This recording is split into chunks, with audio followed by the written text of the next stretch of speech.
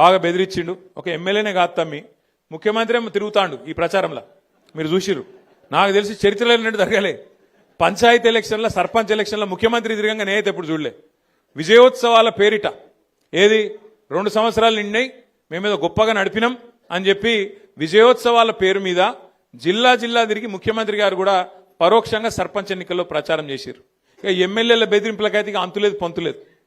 గెలిపియపోతే చూస్తున్నారు మీరు, ఎమ్మెల్యేలు స్పీచ్లే ఇస్తాను ఓపెన్గా, ఇండ్లియా నా ఇంటి ముంగటికి వస్తే మెడల్ బట్టి నూకుతా అని చెప్పి వాళ్ళు మాట్లాడుతూ ఉన్నారు. అట్లా బెదిరించింది. ఇక కొన్ని దగ్గరలో అయితే ఇంకా అన్యాయం. నిన్న నేను సూర్యాపేట జిల్లాకు పోయినా, నల్గొండ జిల్లాకు పోయినా, అక్కడైతే అన్యాయం. ఒక సోదరుడు మల్లయ్య యాదవ్ గారని ఆయన మీద దాడి చేసి కిరాతకంగా హత్య చేసి చంపేసిండ్రు. ఇంకొకాడ ఒక సోదరుడు మనోడు నామినేషన్ వేస్తే ఆయన ఎత్తుకపోయి కిడ్నాప్ చేసి, ఆఖరికి ఎంత ఘోరమంటిగా చెప్పరా, నా నోటితో నేను చెప్పలేకపోతున్నా, అంత కిరాతకం కూడా అక్కడ తిప్పర్తి మండలంలో ఒక మనోడు సోదరుడు ఆయన మీద కూడా చేసినారు. ఇంకో దగ్గరనైతే గెలిచినాక ఓట్లు వేసినాక, గెలిచినాక కాదు, ఓట్లు వేసినాక మన ఓట్లు కావాలని తీసేసి తీసుకుపోయి మోరిలో వారేసిండ్రు.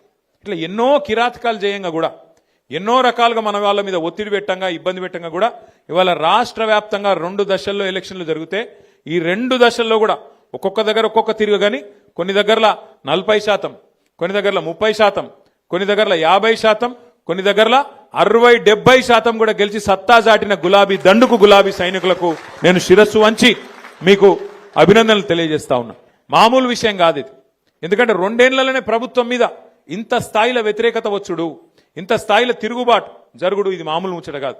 ఎందుకంటే ప్రజలు కూడా జనరల్గా ఎట్లుంటారంటే, ఇంకో 3 ఏళ్ళు గవర్నమెంట్ ఉంది కదా సూతాంతి అన్నట్టు ఉంటారు. కానీ తెలంగాణలో పరిస్థితి అలాగున్నది. మీరు గమనించండి, ఎంత కోపం ఉంటే, ప్రభుత్వం మీద ఎంత వ్యతిరేకత ఉంటే ఇట్లాంటి వ్యతిరేక ఫలితాలు వస్తాయి. ఒకసారి యాద్ చేసుకోండి. మన ప్రభుత్వం ఉన్నప్పుడు 32 జిల్లా పరిషత్లు ఉంటే 32 మనమే గెలిచినాం. 143 మున్సిపాలిటీలు ఉంటే 136 మున్సిపాలిటీలు గెలిచినాం. జెడ్పీటీసీలు దగ్గర 450 దాకా గెలిచినాం. మండలాలు దగ్గర 430 దాకా గెలిచినాం. 520 చిల్లర మండలాలు ఉండే అప్పుడు కొద్దిగా పెరిగినాయి ఇప్పుడు. అట్లాగే గ్రామ పంచాయతీలు 12,000 ఉంటే దగ్గర 9,000 మనమే గెలిచినాం.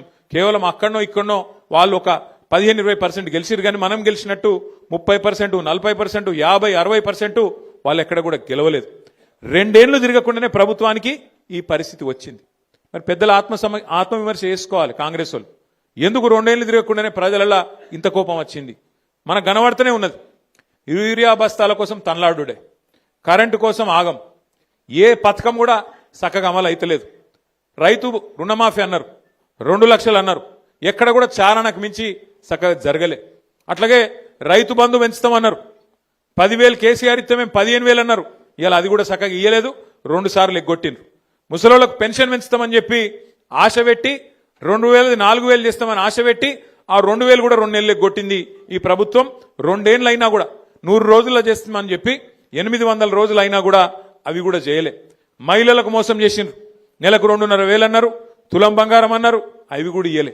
ఇవన్నీ చేయబట్టి ఇలా ప్రజలల్లా విపరీతమైన కోపం ఉన్నది. కానీ మనం బాధపడవలసిన అంశం కానీ భయపడవలసిన అవసరం కానీ ఎంత మాత్రం లేదు.